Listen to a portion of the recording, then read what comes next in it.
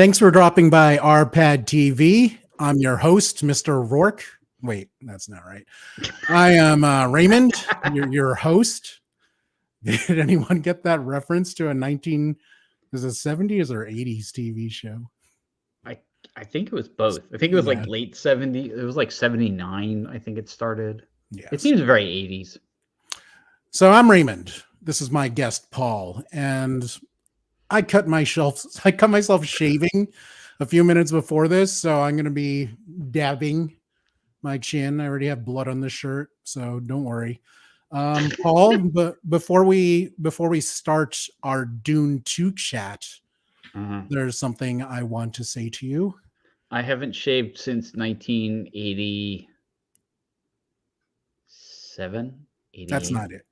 No. But may thy fork chip and shatter. That was very important. Thank you. So, Paul, before we dive into things, let's get a quick update on your website, paulsemel.com. Do you have props today? I do have props today because, as always, lots of cool book stories. Yes. One is interviewed a guy who he's Bill Bowers. He's the editor of Tales of Horror, which is a new anthology of horror short stories. Not only by sort of people you would know in horror from like H.P. Lovecraft and Edgar Allan Poe, but also horror stories by people that you don't normally think of as horror, like Agatha Christie. Really? I didn't know apparently Agatha Christie and Sir Arthur Conan Doyle, the guy who created Sherlock Holmes, both wrote horror stories in their time, and I didn't know that. So that's what this book is all about. Wow. Also have Interstellar Medic, The Long Run by Patrick Childs, which is there we go. Science fiction novel, basically about a human woman who ends up becoming an EMT for extraterrestrials. Huh. And it's the first of a 2-book series, possibly more, depending on how well they do. I've read a couple of Childs books, and they're actually very, very entertaining. So those interviews and more are on paulsemel.com, along with a bunch of other stuff, tons of reviews and interviews and other things I can't talk about just yet because for some weird reason, video game people are weird. So Paul's URL is right there below, but if you're watching on Facebook or YouTube, there is a convenient link in the description that will bring you directly to Paul's magic world. Now, let's dive into Dune 2. I guess we're diving into the sand. Let's start with a thread-sized version of your review of Dune Part 2. Paul, what do you got? The second half of the 2-part Dune movie is just as good as the first half. I will go with Dune Part 2 is one of the most orally and visually stunning movies I've seen in the last decade. Yes, I think that is succinct. Now, before we dive into Part 2, I think it's important to talk about what Dune is to us, because we've said before about Star Wars. Star Wars is so many different things to so many different people. Right. And while there isn't the variety of stories and cartoons and books of Dune, Dune has been around for so long that it is many different things to many different people, whether you started with the books or the 1984 movie, the 2000 series, or you're starting with the 2021 movies. So, Paul, tell me about your history with Dune and the things you liked and disliked about the earlier works. Right. So my first exposure to Dune was when I saw the trailer for the David Lynch movie. And I didn't know much about it at the time. And I made plans with some people to go see it. And I kept going back and forth about whether I wanted to read the book or not read the book. And I finally pulled the trigger 5 days before we went to see the movie. So literally all I did for a week was read the book. And I finished it probably about 10 minutes before my friends came and picked me up, which was weird. I later read all of the books that Frank Herbert wrote, although I don't remember the name of the sixth one, but I got bored with it, so I don't think I ever finished that one.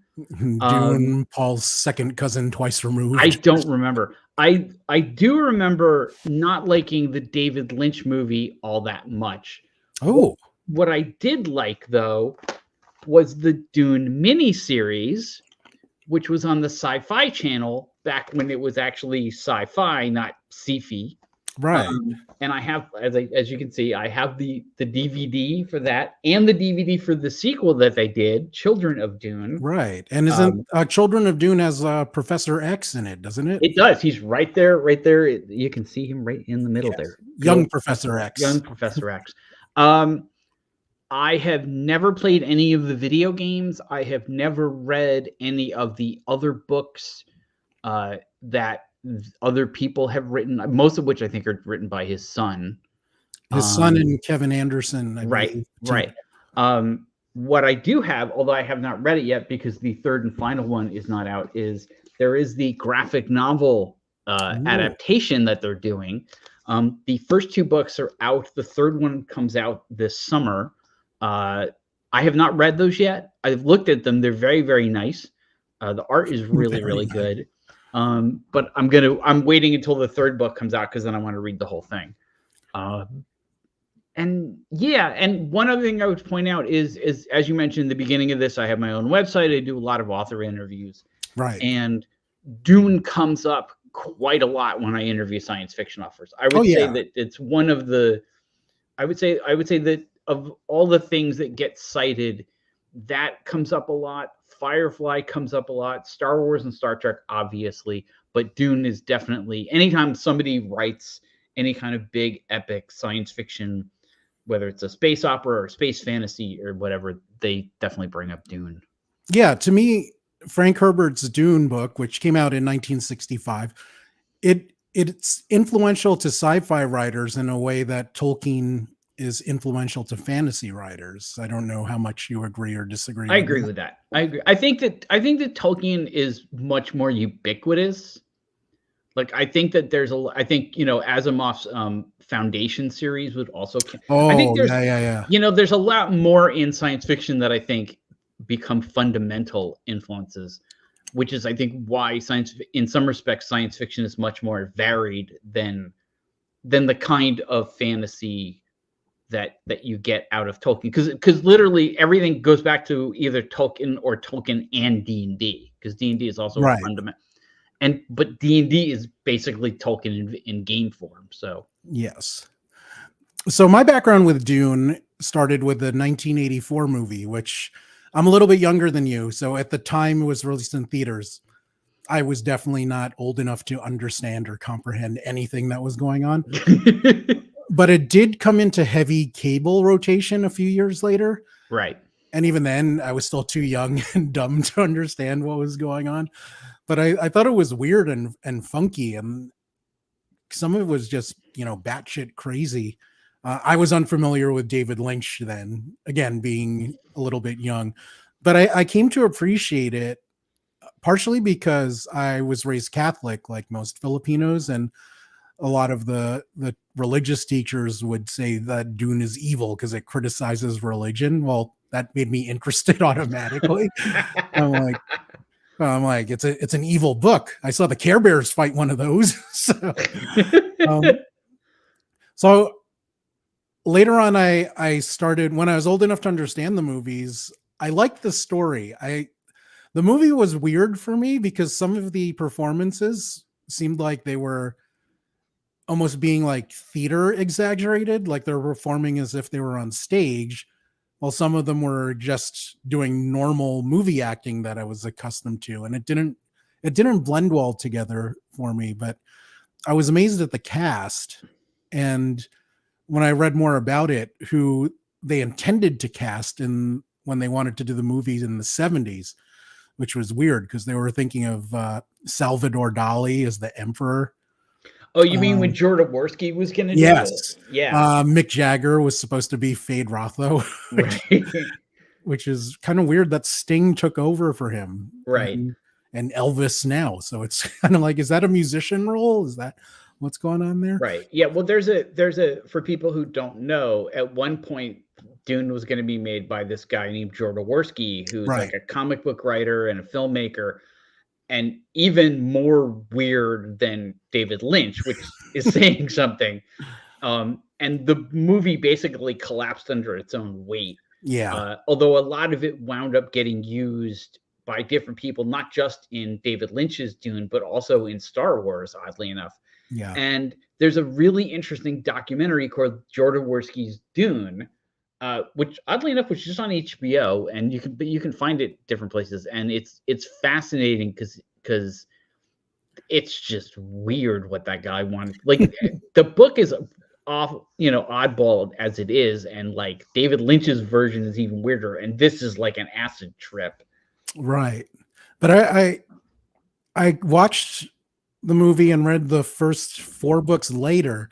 I watched little bits of the sci-fi series more recently because our friend Marcus recommended it. I didn't finish it. I do want to finish it though. And then of course the 2021 movie was too big to ignore. So I kind of needed to see it to see what everyone was talking about. And I really, really enjoyed it. I'm a big fan of Denis Villeneuve. I want to say that correctly. Of his movies. I love Sicario. I love Prisoners. I didn't like Blade Runner as much as a lot of my friends did. Oh, I like Blade Runner a lot. Yeah, I know you did. But I think he's one of those directors that he's so good at juggling, artistic work and commercial success. To me, it's him and Christopher Nolan are the current masters of that right now. So I'm a big fan of his, and I loved what he did with the first movie. And the second one exceeded all my expectations. I was expecting something great, but to me, Dune Part 2 surpasses Dune Part 1. Now, since we're at that, let us talk about the movie Dune Part 2. What stood out to you in this movie, Paul? Well, I think a lot of what stood out was the same things that stood out in the first one. The visual style of the whole thing. I mean, it's just absolutely gorgeous, but also it also seemed very real, and that's, I think, important in science fiction. Is, it's one thing to have a spaceship, but it's another thing if the spaceship doesn't look like a spaceship that could actually function. Right. I mean, that's one of the things about Star Wars and to a lesser extent Star Trek is like, you have these spaceships and they do things and you can see what they do, and that was one of the things. There's a definite artistic style and aesthetic to, for example, everything that the Atreides have and everything that the Harkonnen have. That's very different, but it all seems functional. It all seems real. Even though we're talking about a society that is 20,000 years in our future. Right. It's funny that you mentioned the realism, because I remember watching an interview with Zendaya, who was talking about, she was asking Denis what to do when she landed what are the ships called? The Author copters or whatever. Right. She's like, what do I do when I land? Do I have to press any buttons or pull any levers? And then apparently his big direction is like, just do sci-fi shit. And then that was her mantra going forward for the rest of the movie. Right. Yeah, it would have been weird if he was like, no, that's the wrong button. You have to turn the rotors off. This one. First turn the rotors off, then the engine, then that might be my new approach to life. Just sci-fi shit. Go with it. But yeah, I completely agree with you there. I mean, some of these set pieces were just so massive and huge and believable, which is the hardest part of it to pull off. And it's just so striking, so amazing. One of the, like, some of these explosions and fights, like, check this one out.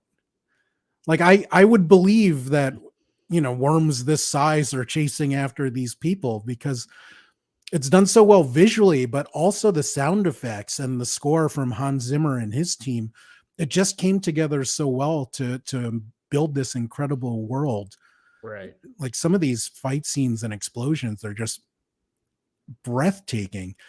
This is one of the movies that I highly recommend seeing in IMAX. Even if you have the bullshit IMAX like I do around here in Las Vegas, I think there's only one real IMAX theater near me. It's so worth it because the sights and sounds are just immense. One of my favorite scenes is on Feyd-Rautha's birthday, which takes place on Gedi Prime, which has a black sun. So to get this effect, they filmed in infrared, and it's just one of the most unique things I've ever seen in a movie. I loved how it made their skin look. It was almost like they were opaque. You could, like, you know how in 4K movies you can see like, oh, look, she has big pores. Right. And this, it's like you could see their veins. It's so striking. Yeah. What set pieces did you like? That was certainly one of them. That was certainly one of them. You know, the big battle scene at the end, of course, is the other one. That's, you know, I you know, at this point, the bar for big fight scenes is set really, really high because of not just the Lord of the Rings movies and the Hobbit movies, but also the end of Endgame, Avengers Endgame, right, is another big one. You know, it's funny because earlier today I was thinking about how, you know, what would this story have looked like on television? Because then you know, there's comments about how they cut this out, they cut that out, and you wouldn't have had to cut anything out if you did it as a limited series. But you wouldn't have had those big set pieces. And even though you can do a lot of cinematic things in television now, you really can't do anything that epic and that huge. And that to me is what makes movies still better, you know, for this kind of stuff, visual spectacle, than television. Yeah, you know? for sure. I mean, there's certainly some stories that work better in the TV format because you can do, you know, multiple episodes. Right. You can do the equivalent of chapters in a book right. on TV. Right. But you can't, at least not yet, you can't do these kind of, I mean, it's, I mean, I guess technically you could do this thing and do it this big on television. It's just financially you couldn't pull it off. I mean, you know. Yeah, I completely agree with you there. I see a few of you have dropped in live. If you're just tuning in, two things for you guys. I'm dabbing my chin because I cut myself shaving like an idiot. And please drop in some questions and comments if you feel compelled to do so. I feel the need to stroke my beard today. Okay. But yeah, I thought highly of Denis Villeneuve already, but this one just, I hold him in even higher regard now. This was just so masterfully done. And people have said all the time that Dune is one of the most unfilmable books ever. Unfilmable. Yes. Yeah, but they said that about the Lord of the Rings.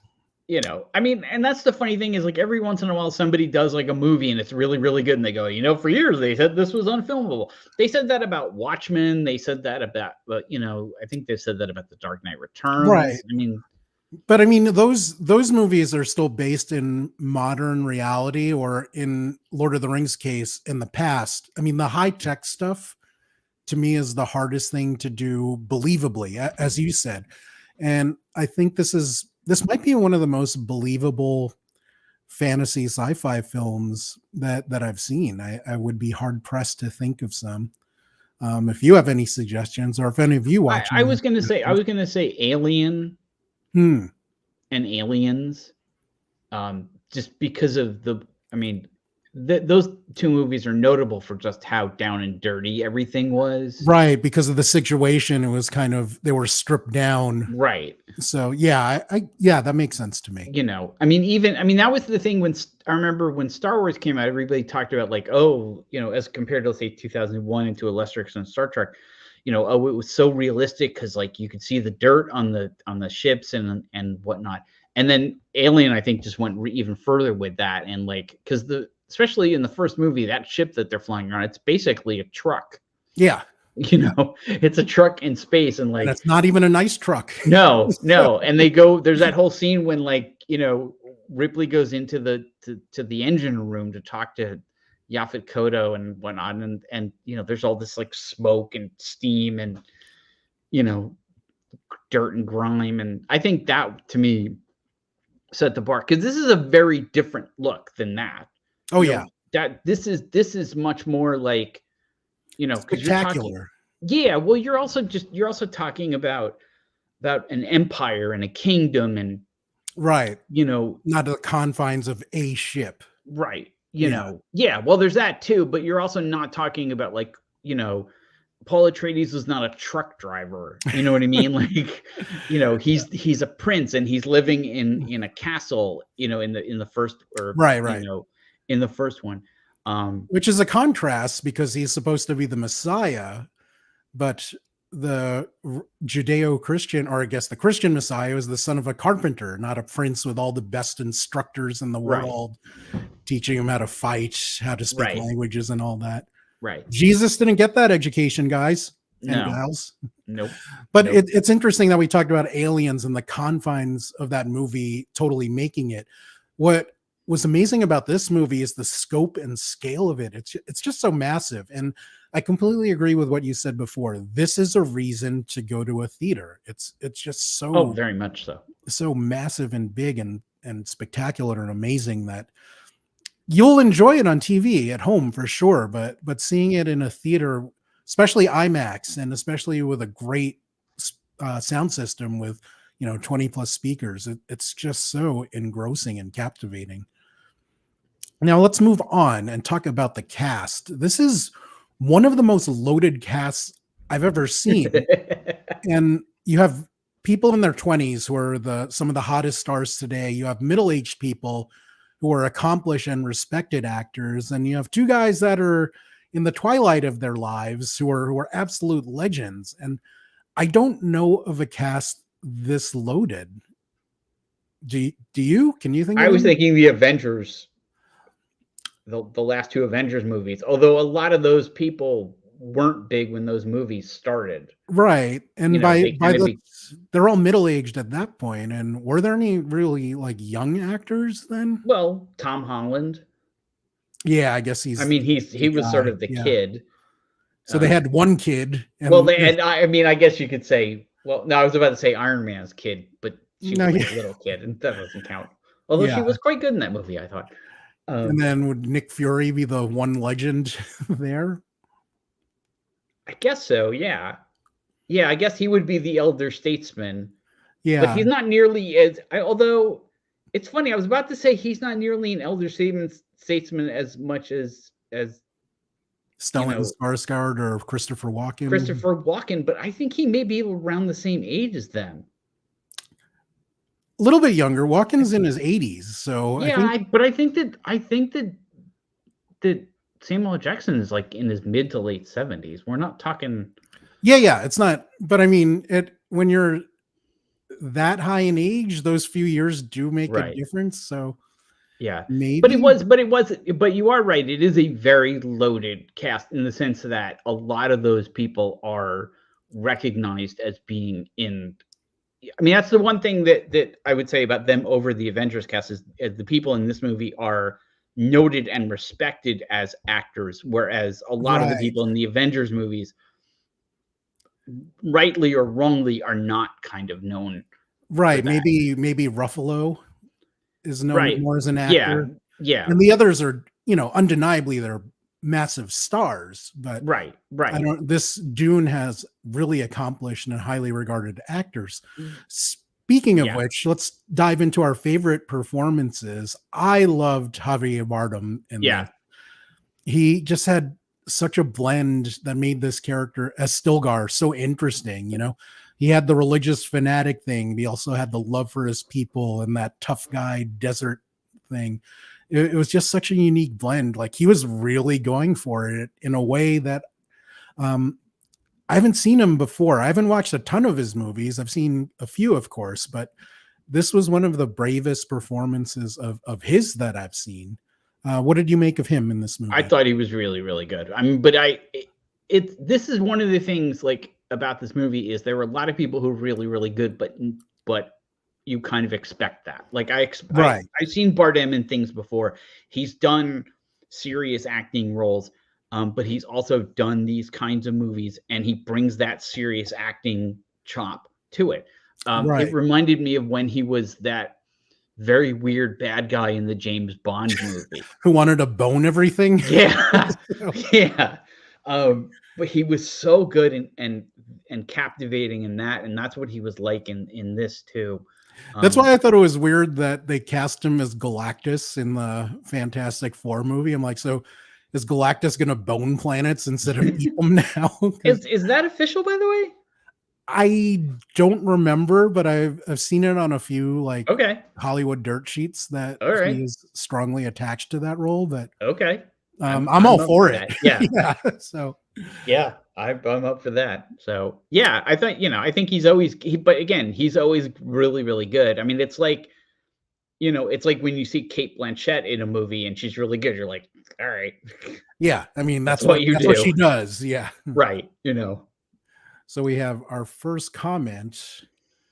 The role gives hope for him to put. Yeah, it does, because he's so good, and Paul is more familiar with this work than I am. And he's saying if he brings that serious attitude to Galactus, he can make that stupid helmet with the horn things work. And that's a tough character to play, partially because of the scale, partially because of his function. He's not really. He looks like a very, very large person in the comics, but he's really more of like a force of nature. So I'd be curious to see what he does with that. I think he could do some amazing things there. Yeah. Now, one of your favorite performances was this lady, Rebecca Ferguson. Yeah. What did you enjoy about her in this movie? Again, somebody who's just really, really good in everything that she does. And she just brought the same intensity that she had in Dr. Sleep and the Mission Impossible movie. She brought it here. And, she had one thing I will say about her and Timothée Chalamet, who I was also impressed with in this movie. Yeah. He was actually the most impressive because my opinion of him was I didn't have much of one. Same. We'll touch more on that later. Right. We'll get into that later. But they both had a lot more to do in this second movie. And if I remember correctly, a lot of this was new for her from the first book and from the Lynch movie. There wasn't that much of Lady Jessica in the back half of the first Dune book. They definitely kind of gave her more to. They didn't necessarily like add things; they just sort of emphasized things more. Right, and if you have Rebecca Ferguson, you do that because she's so talented, and you don't waste her to be a very expensive background. Exactly. Although I would argue that that's kind of what they did to Zendaya, but we'll get into that. But yeah, she was just really, really good and really kind of. It's funny because in the Lynch movie and the miniseries, Jessica and Paul are much more in sync, and she kind of wasn't in this, and it kind of made things a little more interesting. A lot of changes, which we will also talk about a bit later. One nitpicky thing I wanted to ask you about: Rebecca Ferguson is 40. Timothée Chalamet is late 20s. I think he's 28, 29. Right. So am I supposed to believe that Lady Jessica was impregnated at 11 or something? I don't know. Because they don't look that far apart in age. Yeah. I don't know. He doesn't, to me, he looks like he could pull off young 20, especially in the first movie. He acted well that way too, like his mannerisms. Yeah, right? He definitely seemed less weathered, let's say. Right, but also the way he behaved, like how he would run up to Duncan like a puppy and like and stuff. Right. But I think that's a function more of what Paul has had to go through in that. Atreides, not you. Yes, what Atreides goes through in the second movie, he has to grow up. He's got to do these things. You can't survive in the dunes of Arrakis if you're going to be a little puppy dog running around with, right. You're gonna get eaten by a worm. So, or maybe a kangaroo mouse will kick his ass. Yeah, exactly. Now, another actor I was impressed with that it's funny because I've watched this guy for so long was Austin Butler. I think I first saw him. He had a really, really small role in the Arrow series in the CW. Okay. And so I thought he was, in my mind, he was that level of actor, like a CW level actor. And then I watched him in the Chronicles of Shannara, which is based on a series of fantasy books. And the acting in that was not great. I thought this was like community theater on MTV or something. It was, I love the stories. The guy that plays Deathstroke in Arrow was actually a big actor in that. He was probably the best actor by far in that. Austin himself wasn't very good in this. And then out of nowhere, he was Elvis and was amazing. So he surprised me in the last year or so. And I was scared for that role of Fade Rotha, who was portrayed by Sting in the 1984 movie. Oh dear God! Like, how do you measure up to Sting in a metal codpiece? You do it like this. I think you don't try. Yeah, that's probably. I think that's the thing. And it's funny because one of the things that I thought about this afternoon when I was thinking about us doing this video is Sting doesn't make an appearance in this movie. Right. And neither does anybody else from the David Lynch movie. And it's almost like they were like, which is, I mean, that's the thing. Like nowadays, like you can't do like a movie and not have the people from the first version of the movie turn up in a cameo somewhere. Right. I like that they didn't do that and here. They avoided that completely. Like there is nothing. Like literally, like the only thing that you could maybe say is a reference, and I don't even think it was that Dave Bautista gets stabbed through the chin, which is how Sting goes out in the Lynch movie. But I don't even think that was a reference. I think that was just like, okay, that's how we're going to kill him. Some people are making a tenuous reference to that music video Christopher Walken was in, the one where he's dancing. Because there's a line in that's about the sand and the worms. That's clearly a Dune reference. Right. But yeah, I'm like, no, I don't think this was his master plan to start Dune. No. I don't think that was that, there's no references to the Iron Maiden song about Dune. I mean, right. There's none of that. But I think that's, Sting is definitely one of the lasting images of the Lynch thing. And so he played it so silly. Like, well, and that's kind of the problem with that whole movie is that it was a bit over the top. And one of the things that they did with these new versions of the movies is they took this book very seriously. And I think that's why some modern science fiction and fantasy has worked really well. I think it's why The Lord of the Rings worked really well, because Peter Jackson and everybody working on that movie, so those movies, they took the book seriously. They took it as seriously as fans. And I think that's, I think that's where you get things that work really, really well. I think that's one of the reasons why the Marvel movies work really well, because a lot of the ones that do work well, because they treat the source. They don't look at this and go, oh, it's just a comic book movie. Oh, it's just a science fiction movie. Right. But getting back to Austin Butler's performance, I think out of all the actors in this movie, I think he maximized his screen time, just getting across how, they call him a highly intelligent sociopath in the movie. So I'm like, oh, he's Elon Musk? No. But he does such a good job of being menacing and crazy and masochistic. Like, how they did that hand test that the Benny Hill Jesuits do to Paul in the first movie. Like, he gets off on that.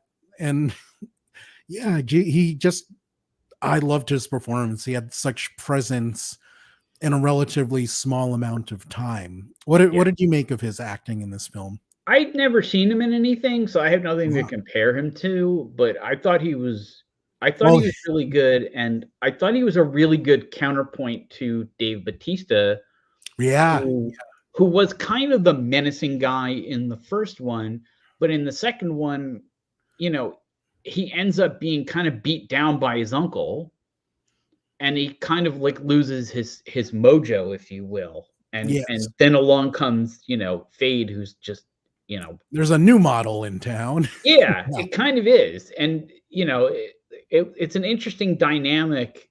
And but again, I have nothing to compare Austin Butler to, because I honestly never. Now, in the context of me just telling you that he was in really shitty things before, does that make you more impressed by his performance here, or? No, because I don't know if he was good, and I don't know how good he was in those things. And the other thing is, like, if you're in something shitty, maybe you don't try. I mean, I also don't know what else he's been in. So, I mean, Right. he could have been, he may have been in some, while he was doing those crappy things, he could have been in indie movies and been really good in it.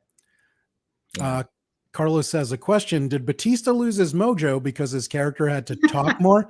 I will tell you more about Batista. Carlos knows very much my feelings about this man as a pro wrestler. Even though I do respect him as an actor, I'm kind of glad that he was garbage in this movie on a totally petty and personal level. Yeah, so Batista will be addressed very soon. Okay. Now, it's funny, we were talking about Sting in his duel with Paul in the 1984 movie. Doesn't he keep screaming like, "I will kill him"? Yeah. Like, so. And that was something I was like sitting there wondering if Austin Butler was going to do that. And thankfully they didn't. I was so happy he played it, psychotic and straight, like, instead of cheesy, which made sense for that movie, but for this, it would have ruined this awesome scene. Yeah.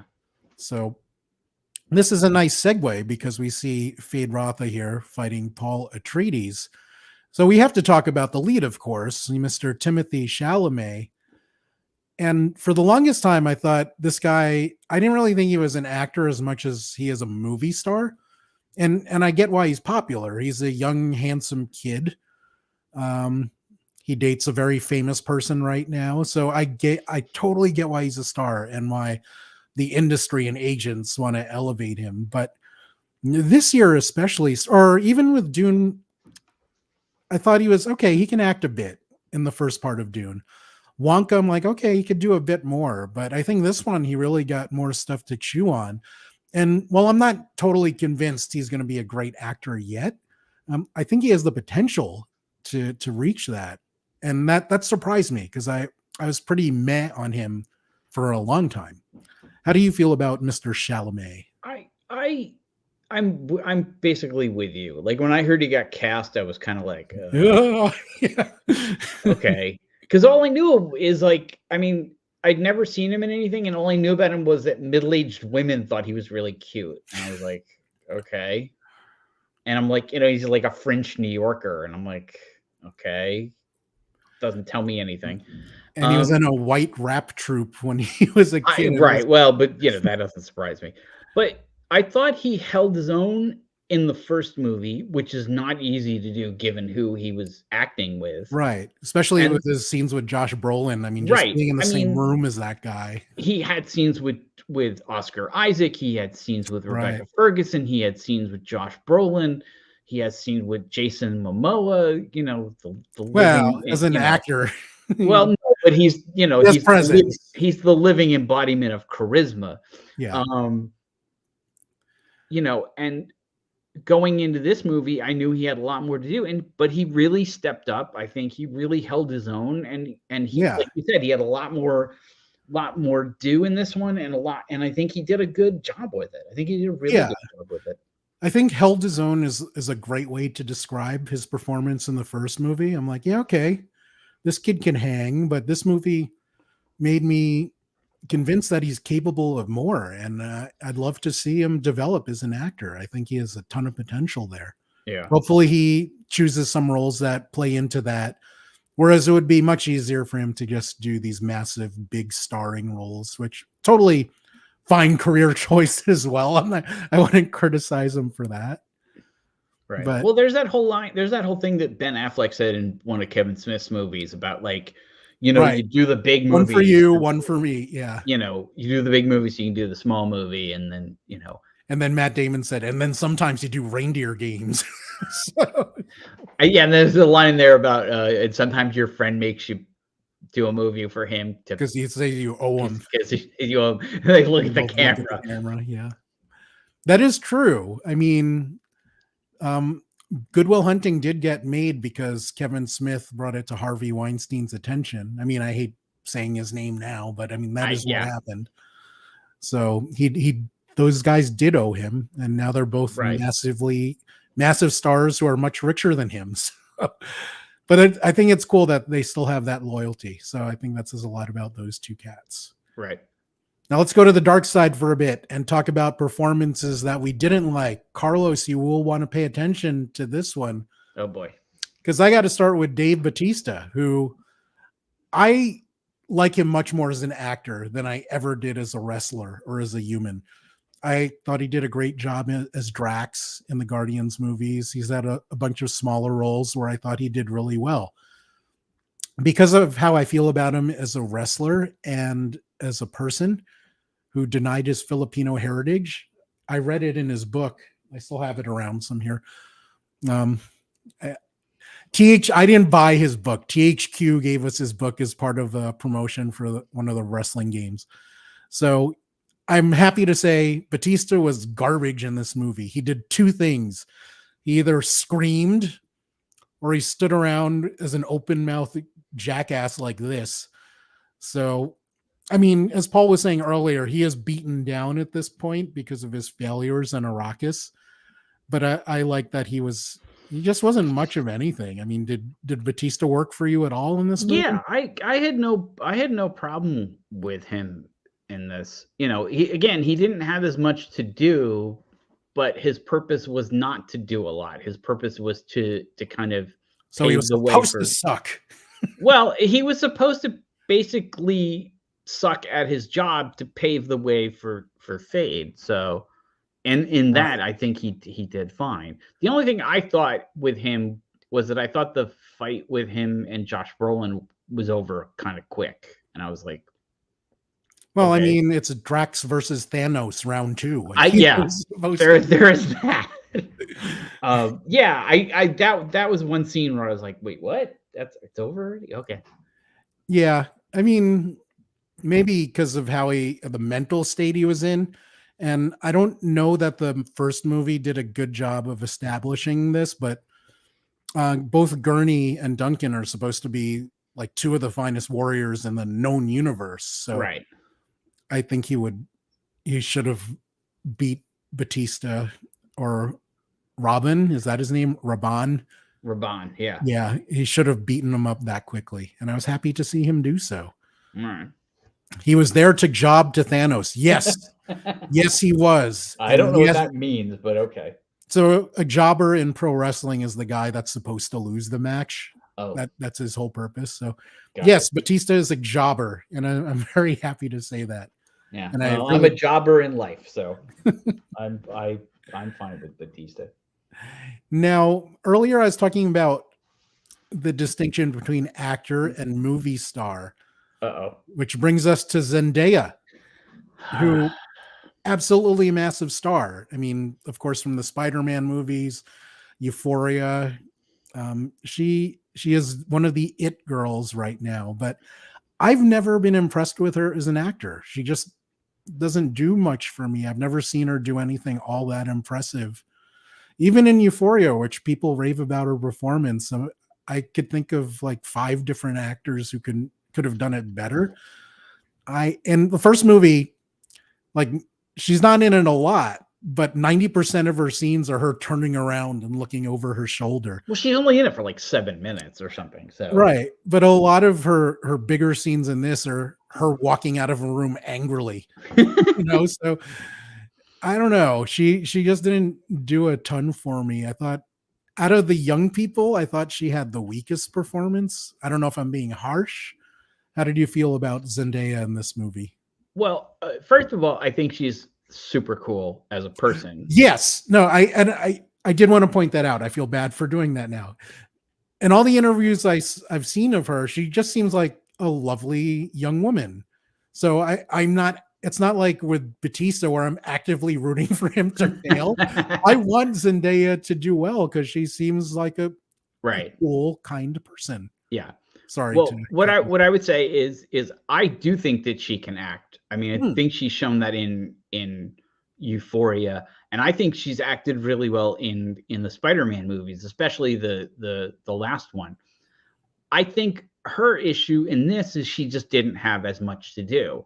Like, I feel like if and obviously this is already a long movie, but like if they had given her another like 5 or 6 minutes to do something, it would have been a better performance from her part. Like, I wonder how much of her stuff got left on the cutting room floor, because it did seem like her character is much less significant in this movie than the character was in the book and in the David Lynch movie and in the miniseries and whatnot.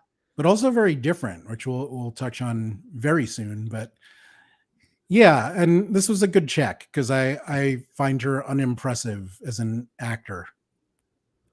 But yeah, I like her as an actor. I think she can be really good, but I just don't think that she was given as much to do in this.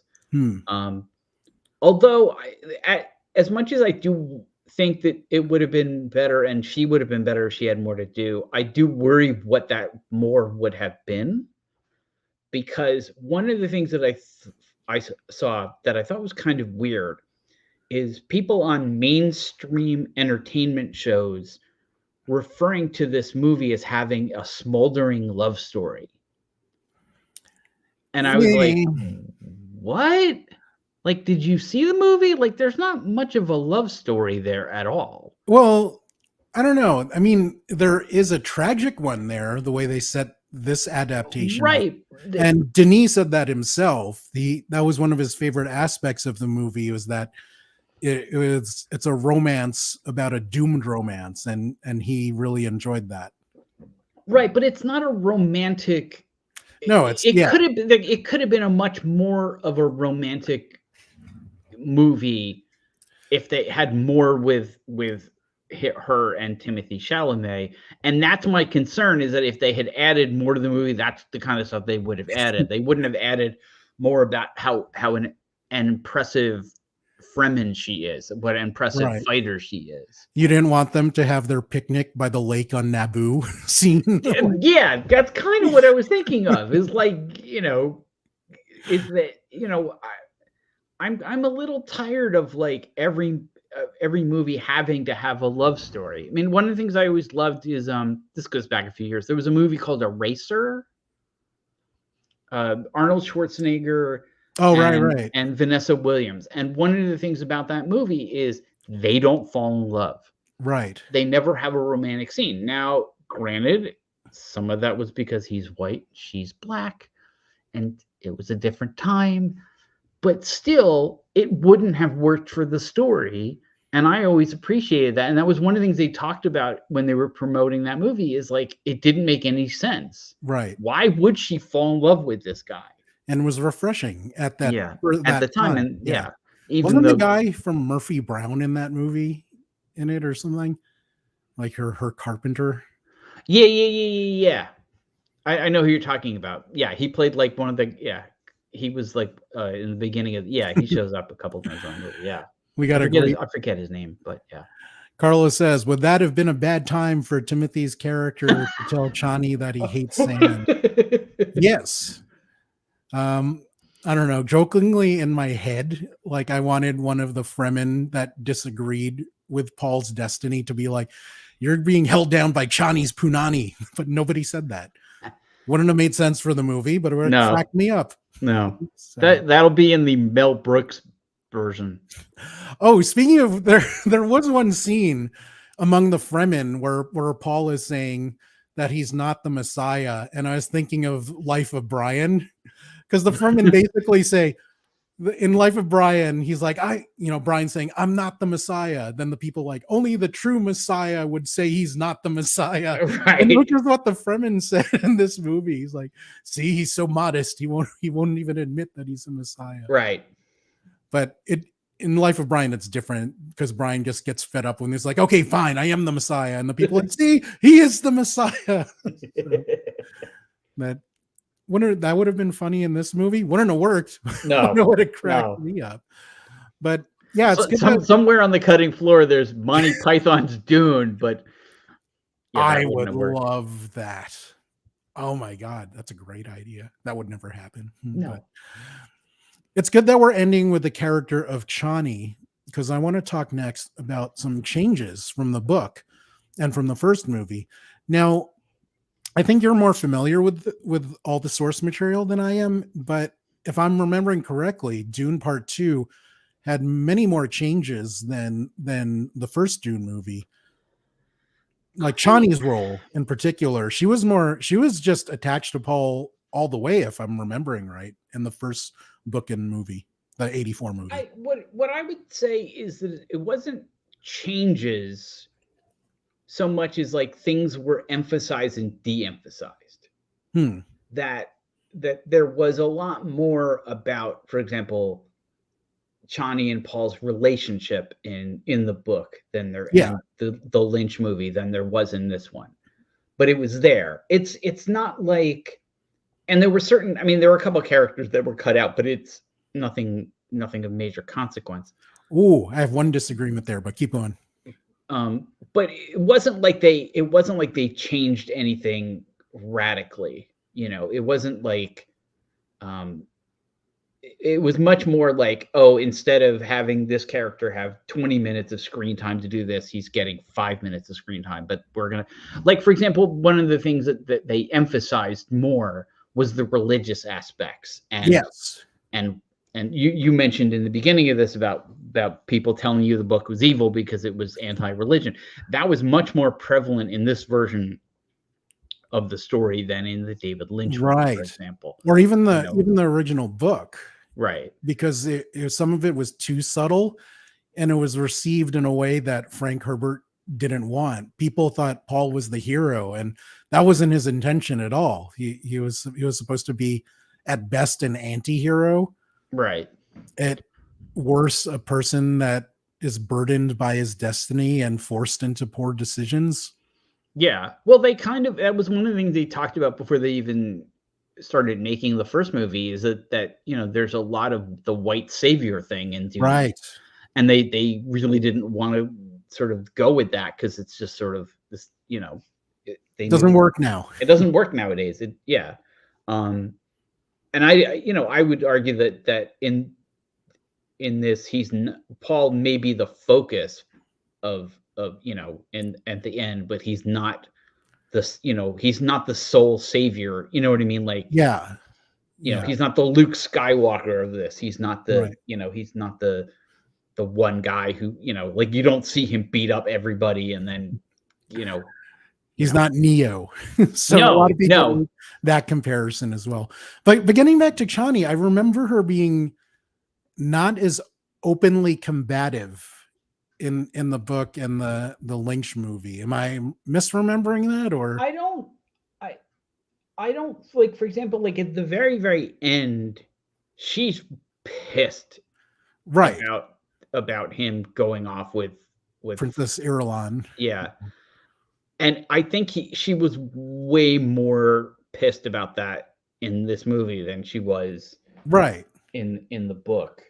Yeah. And I mean, it just seems that way to me in general. She just seems more overt in what she's feeling, whereas she just seemed more supportive. Or maybe that's just a sign of the times, when it was 1965 when Herbert wrote the book. So maybe he was expecting that female character to be more, I guess, submissive. I don't know. I don't know. I mean, because in this movie, Paul does say to her, look, he kind of pulls her aside and is like, look, I love you, but I got to do shit. I got to do shit. Yeah. You know, and in a lot of other stories, I've seen this kind of relationship happen.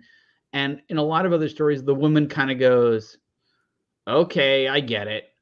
Right. But I mean, Game of Thrones is right. I mean, but Game of Thrones was always really good about that, about like, okay, I got to marry this woman to right. make our houses stronger, but you're my boo. But there was still more breathing time in that. Whereas he's like, I'll love you as long as I breathe. Don't worry. Hey, I want to marry you. in that one scene, it was like a matter of what, like 30 seconds. Yeah. So I guess that was more shocking to her at the time. So she should be pissed. I don't know. Yeah, I mean, I guess if he had kind of said to her, like, I got to do something, you know, if there'd been some like scene of him whispering to her and you don't know what, then maybe, like, I guess maybe her hurt feelings are because she didn't know that was coming. You know, Right. she was like, "Oh, you love me, great. Wait, what? You're gonna But it, go? You're gonna go screw the chick from? Okay." Midsummer. I think that was there's a tweet by Josh Brolin that our friend Mac showed me where he sends out a summary of the movie where he's like, you know, Willy Wonka fights Elvis, then marries the hottie from Midsummer. And so I'll find that tweet and post it in the comments section. It's funny and worth Right. reading. But do you think Chani was more pissed about the relationship or him accepting being the Messiah, knowing that it will lead to billions of deaths? Because I thought she cared more about the people, her people, than the relationship to my eyes. I think you may be right. I think the abruptness, I think it's a combination of things. I think it's the abruptness. I think it's not knowing that he was going to do that. You know, I think like you said, like him being willing to just suddenly go to war, you know, to threaten the spice fields, like, right. Because don't forget, like, you know, if he nukes the spice fields, yes, that ruins interstellar travel for other people, Right. but it leaves behind a nuclear wasteland on her planet, you Right. know?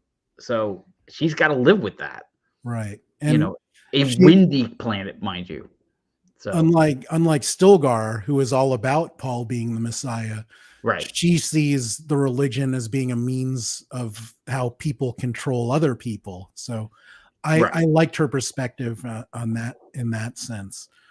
Now, another big change is Alia, Paul's sister, who we see in one vision scene played by Anya Taylor-Joy, Right. who is amazing. I think she is one of the finest young actors in the world right now, and she's also gorgeous. But the other scenes we see her talking as a fetus, which means she would have like full rights in what was it, Mississippi or Alabama? I thought about that when I was watching the movie. I was like, oh God, Yeah. like they're going to use this they're going to meme the hell out of this.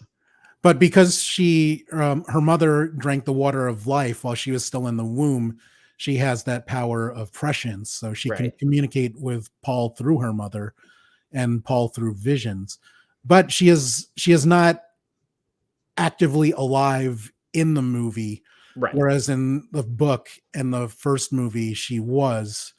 And she has my favorite scene in the 1984 movie where she is the one that kills Baron Harkonnen, and she's supposed to be 2 years old, so she's this little murder toddler, which I love. But because she was born with the water of life, she has full intelligence, even though she's a Right. 2-year-old, murderous 2-year-old. Which it's just such a funny scene where, you know, she kills this giant man, but her voiceover actor, this creepy, like Children of the Corn voice, which Yeah. I loved. And Yeah. that was my favorite scene of the Lynch movie. And I was disappointed we didn't get to see that here.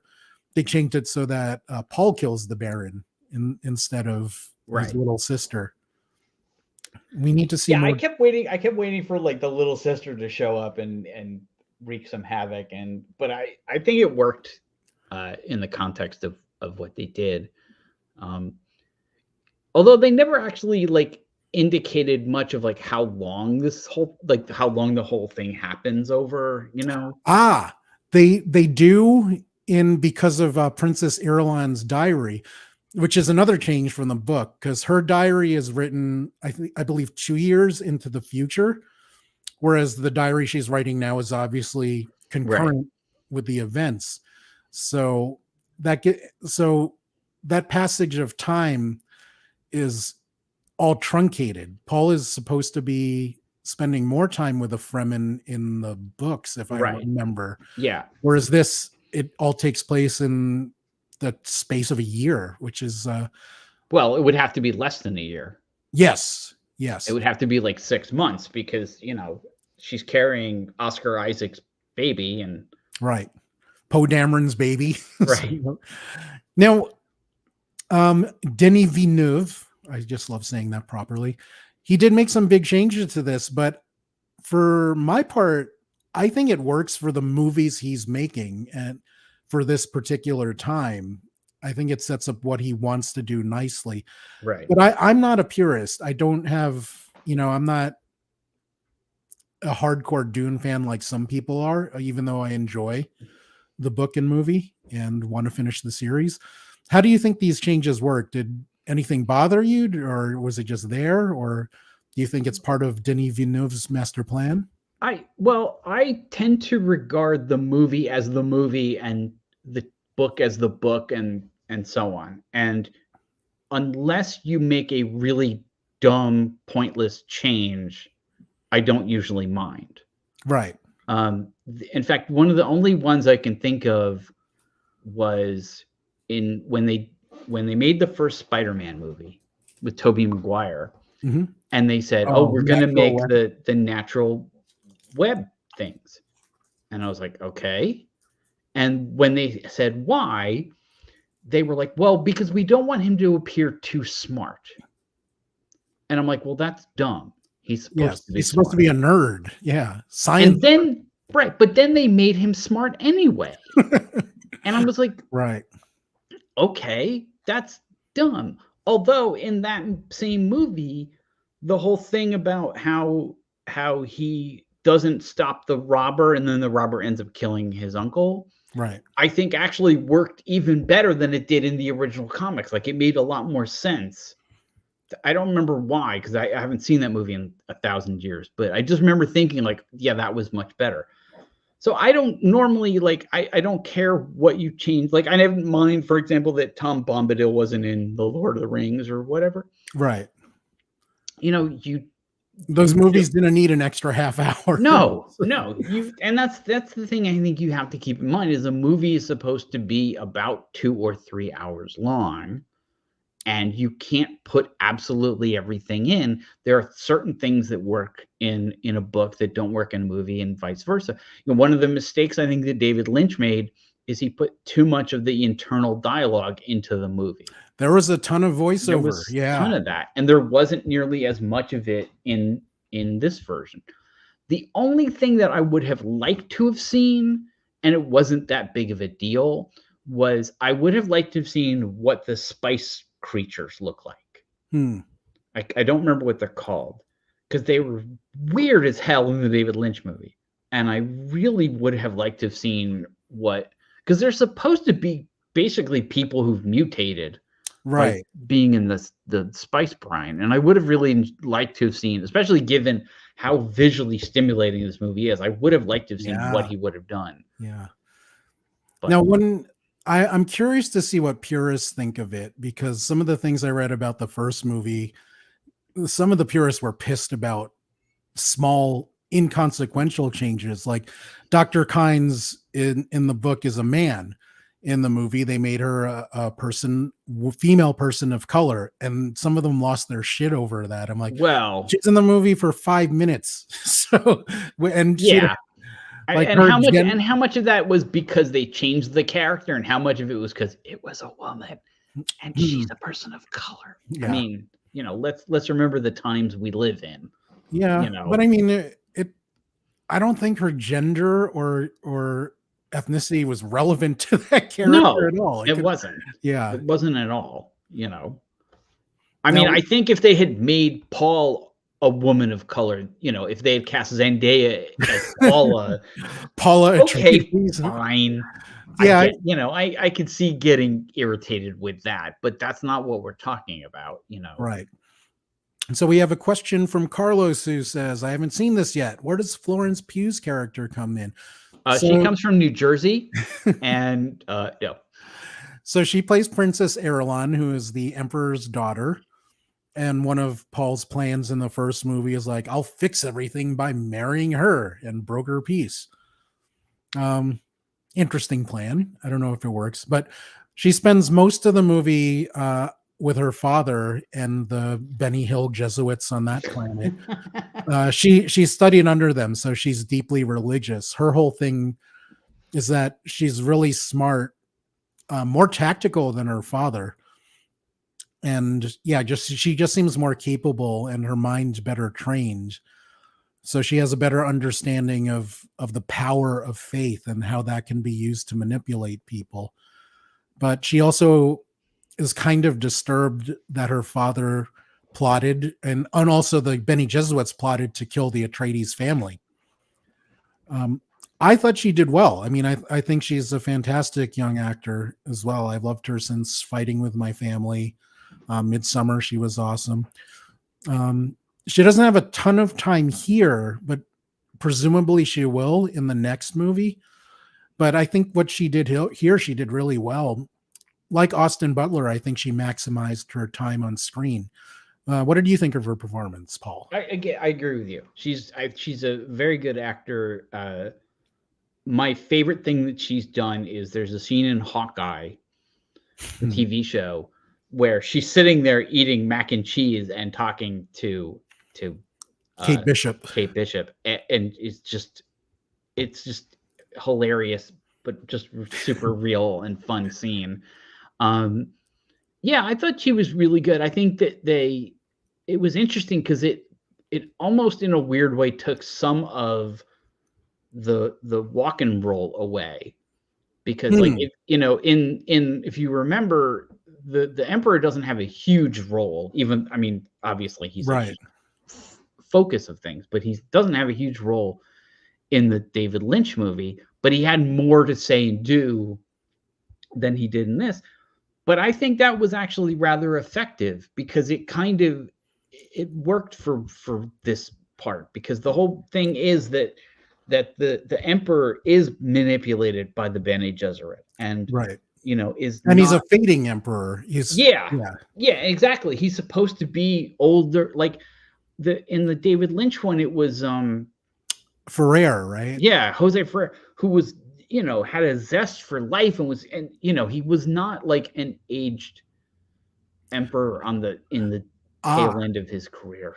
This is one of the biggest changes from the books, because in both these movies they portray the Emperor as his proper age. He's supposed to be in his 70s, but in the books, even though he's in his 70s, he's taken so much spice that he appears to be a virile man in his 30s, which I think that would have thrown people off.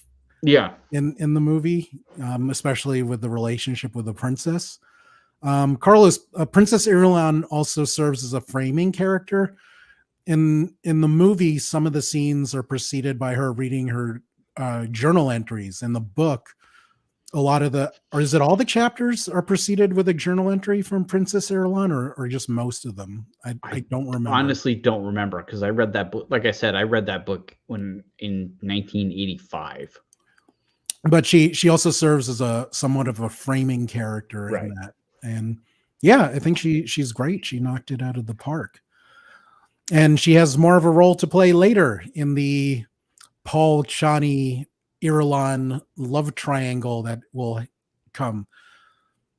That leaves us with the next movie, Dune Part 3, which is based on Dune Messiah. And this is where things should get really interesting. And a lot of the old people are phased out. Some of the older characters are phased back in through this cloning process in the books. So I hope to see some of them again. But what do you expect and want from Dune Part 3? Well, what I hope is that nobody in the cast does anything super stupid or die or whatever and has to be replaced. That's my hope for all people. Well, yeah, but it would. I just really wouldn't want.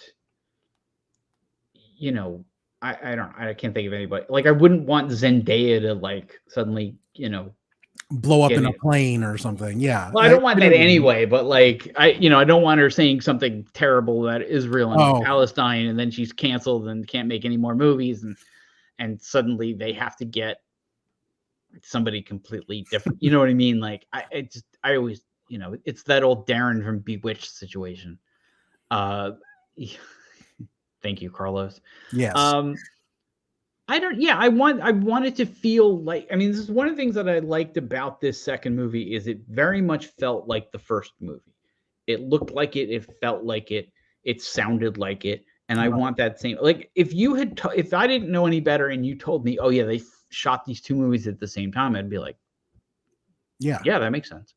And that's what I want from that third movie is I want it to look and sound, even though it is a different story, I want it to look and sound like it fits this. Right. But I even get the feeling that Dune Part 2 was a amped up version of the first movie where they just took it to another level.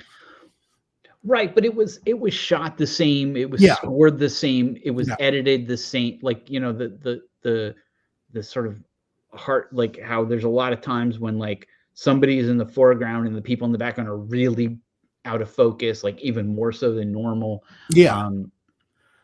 You know, the style of the style, like the editing and everything else, like again, it felt like part 2, not a sequel, you know. Right. But we also get different locations, even though primarily it's Arrakis.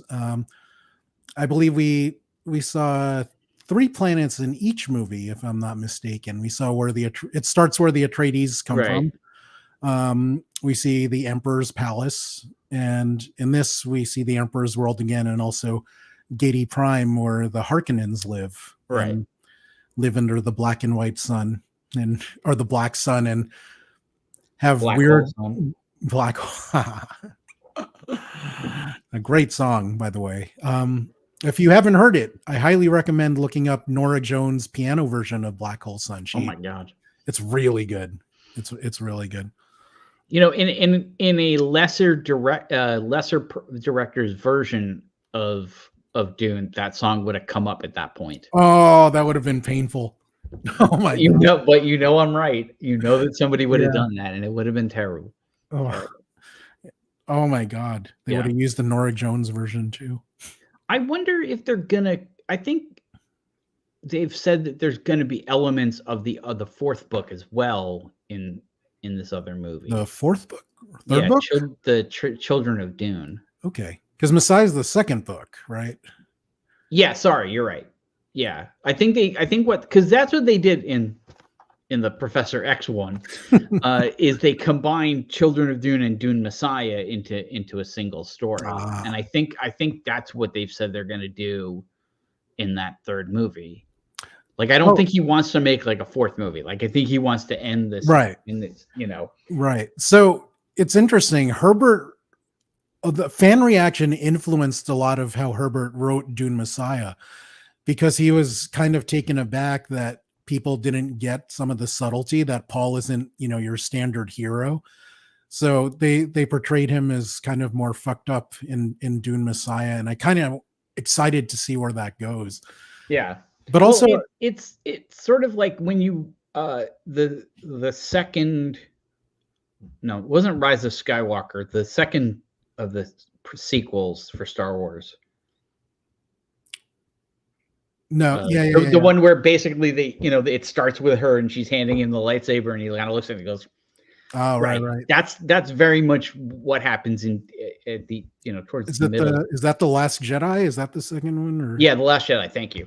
But that's kind of where Dune Messiah ends up, is like Paul being like, fuck that shit that I did. I was an asshole. Like, I'm gonna go wander the desert, like a crazy person. Right. As I mentioned, I haven't finished the series like you have. Is there a big shift tonally going from a war on one planet to intergalactic war?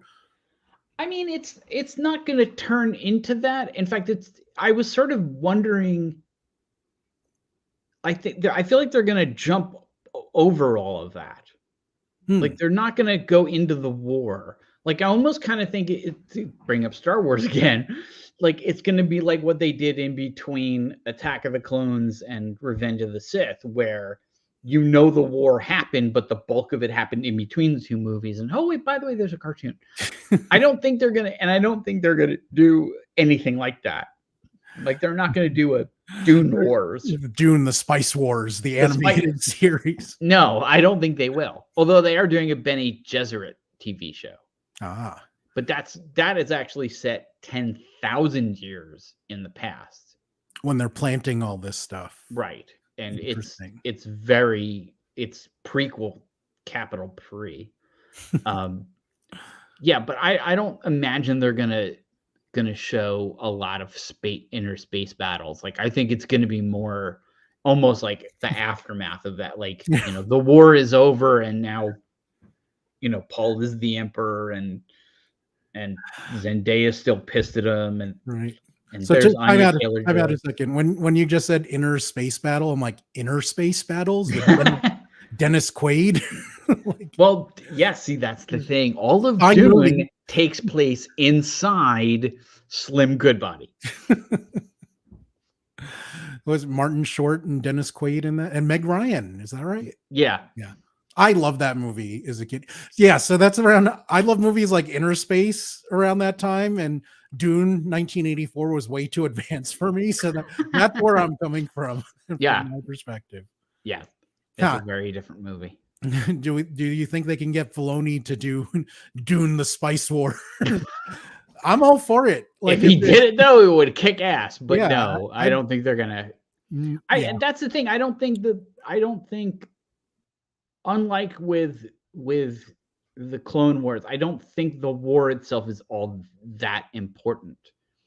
It's like they have the war and what happens, but it's not like there's individual stories in the war. Because the thing with the Clone Wars was you kind of watching Anakin become increasingly like better and better, but also more arrogant and whatnot. So that when he gets that third movie and he's kind of a little dick, you understand why. Yeah. There isn't really a need for that for Dune, I don't think. Right. So I'm curious to see. I don't like you. I'm not too interested to see billions of people die on screen. I'm more interested in the political intrigue, but also the interpersonal intrigue. Like Princess Irulan wants to have a kid with Paul, or wants to have a kid with Paul. Paul's not about it. Chani wants to have kids, but then Irulan is giving her like contraceptive food, like putting contraceptives in her food so she can't.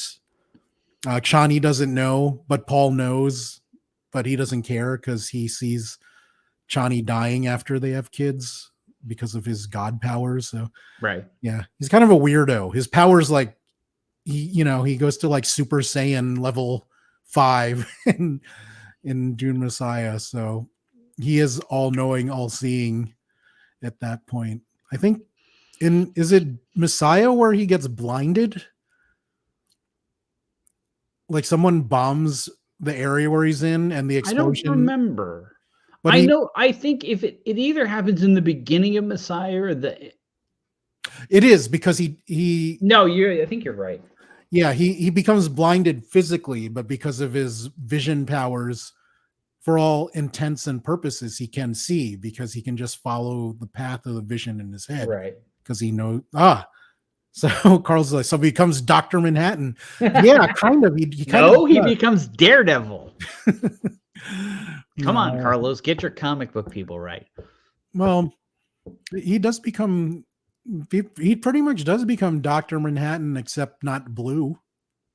Well, yeah, but he can't like take a watch apart and put it back together. I don't know how useful that is during an intergalactic civil war, but you could take a tank. Look, Dr. Manhattan won the Vietnam War for us because he took all the tanks apart. That is true. So you just want more of the same.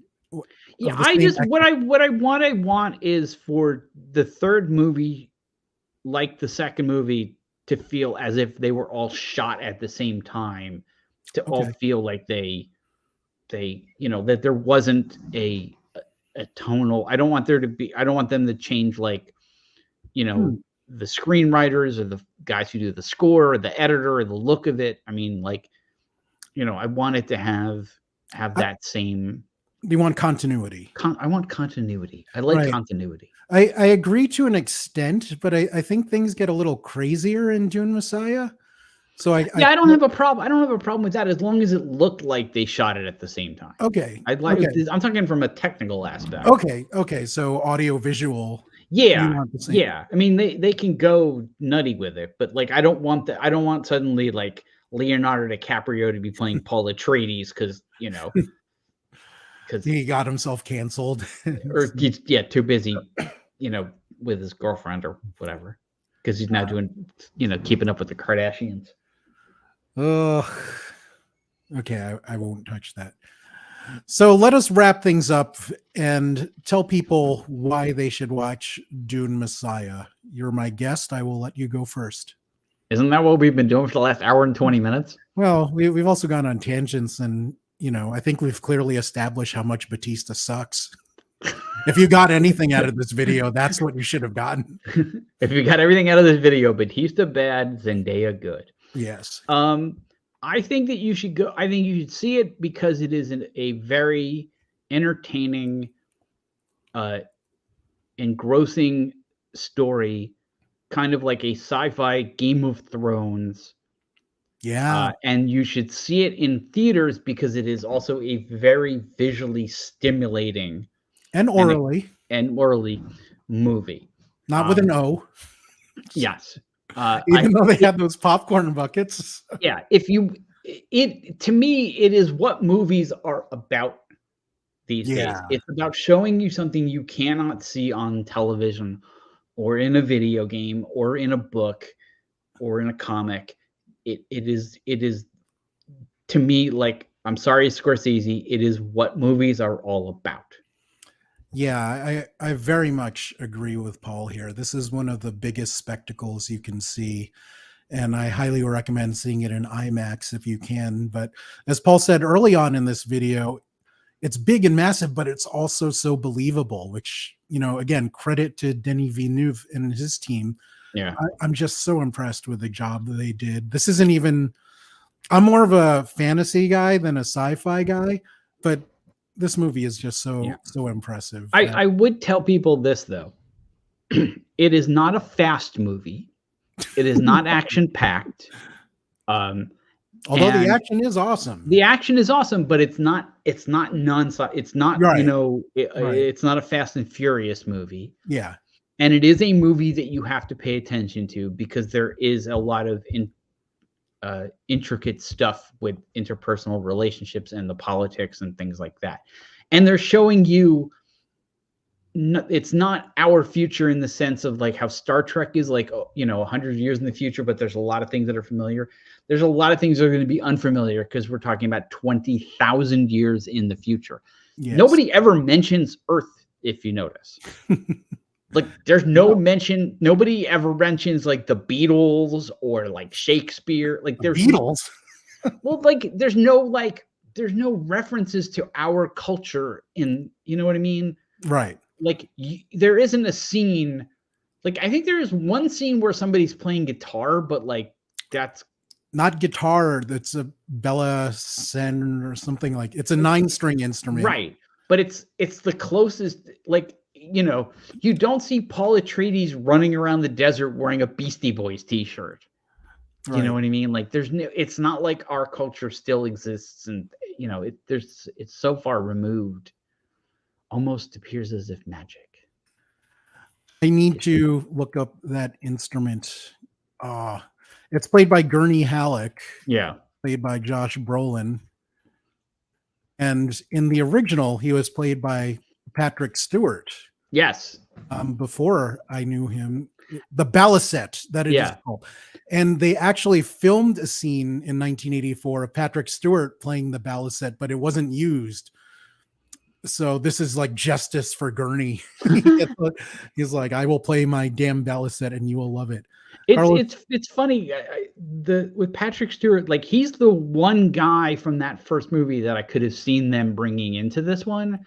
And I just have a feeling like somebody was like, Patrick Stewart would be great for this. And, to play the Emperor. And they were probably like, yeah, but no. So Paul, Carlos, thanks you for the warning. He will bring his neck pillow. Yes. I don't know what he's doing in the theater, but yeah, it is 2 hours and 40 minutes. So was the first one, it was over 2 hours. I don't remember how long it was. It wasn't as long as that. It was like 2 hours. So. But for me, it flowed like the spice flowed. A few people have complained about the middle dragging, but for me, it was a pretty fast 2 hours and 40 minutes after I got past the first half hour of previews and trailers. Right. And goddamn Melissa Maria Menounos. Yeah. I mean, I think I said this to you before we started. This is much more in the vein of, like, say, 2001 than The Last Jedi or Fast and the Furious, but it kind of has to be. It is that kind of story. If this, if they had added like a lot more fight scenes, a lot more action, like they would have had to remove a lot of what made this story as interesting as it was. Because I think, don't forget that Dune is, like you said, it was written in like the 1960s. 65. It is 65. It is the book that laid the framework for a lot of this stuff. Yeah. I mean, I'm sure that somebody walked out of that first movie and was like, oh, they totally ripped off Star Wars. They had a big worm and everything. And it's like, right. No, children. Yeah. No, I do think the book is worth reading just to see how influential it became. And, it is rather. But I think Paul and I are in agreement. This is an excellent movie, one that is meant to be seen in theaters. And if you can, I know it's a lot these days in our post-pandemic world to go to a movie theater, and the movie theater experience does kind of suck with the overpriced beverages and food. And especially where I am in Las Vegas, the theaters here suck compared to Los Angeles. I was looking at my chair before I sat in it when I went, and I'm like, God, you've seen better days. It was depressing. But thank you, Regal Cinemas. Fix your shit, man. Yeah. See, my experience was quite nice because I went to Dupar's and I had pancakes. You went to the Grove. That's a great theater. Yeah. And they have really, they have these really nice, eat lazy boy kind of chairs. You can lean back, your feet go up. I had a recliner chair, but it was just like battered. Like you could see it was made out of pleather, but you could see it wearing through and you can see part of the cushion. Yeah. God damn. Like, this is gross. Yeah. I was happy. I was full of delicious pancake and I miss Dupar's now. God damn it. Okay, I need to get back to LA soon for a visit and pancakes, but hopefully at some point permanently. But yeah, until then, I plan on doing something on Final Fantasy VII Rebirth in my next episode as soon as I can find somebody else who's playing it, because some of my friends are avoiding this game. But yeah, we'll figure that out soon. Paul, thank you for coming. Please go to paulsemel.com. If you enjoyed our little chat, please give us a like, a thumbs up on Facebook, and please subscribe. It really helps out our content. And thank you for watching RPadTV. See you next time.